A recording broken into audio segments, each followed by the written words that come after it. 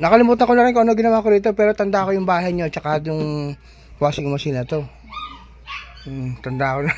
Ilang taon na ba yan? Tagal na eh. Oo, tagal na eh. Baka pa lang yung store na, magawa ka pa lang. Hindi pa yata nag-pandemic yun ah. Oo, ibig sabihin 2024 na ngayon. Ito ma'am, bali yung problem na yan, error po yan. So, wash siya no? Labas ka agad siya. Power on, start pa lang.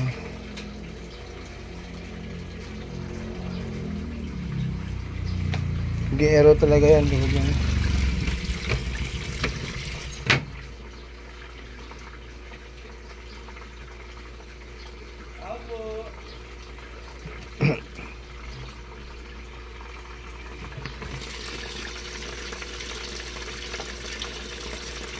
E3 error siya.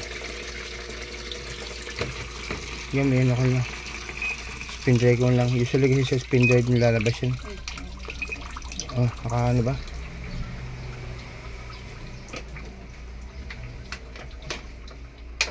Sakit ba?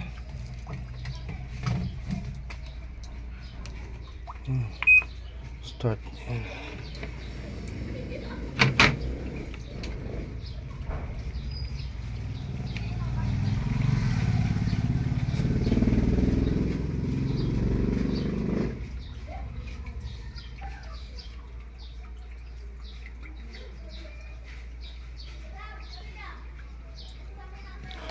Error na E3 error.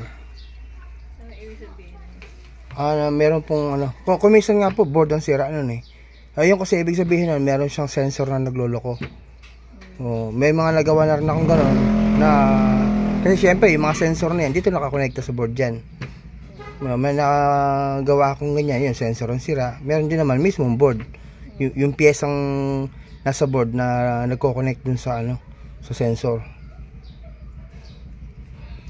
Nilabas naman kagad eh. E3 naman kagad. E3 error. Ito ba matagal nyo na po itong nakapatok ano. Kung sa bagay may platform naman eh. May platform.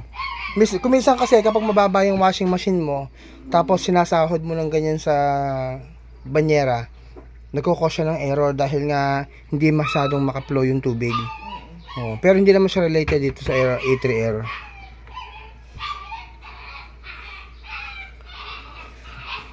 Error talaga siya ng E3.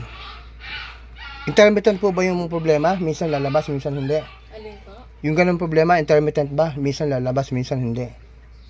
O lagi? Mula nung nag-error siya, gano'n na siya. Oo. Bulok na rin yung mga tornilyo.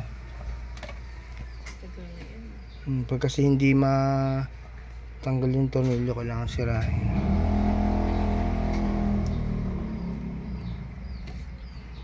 Document ko naman yung E3 error.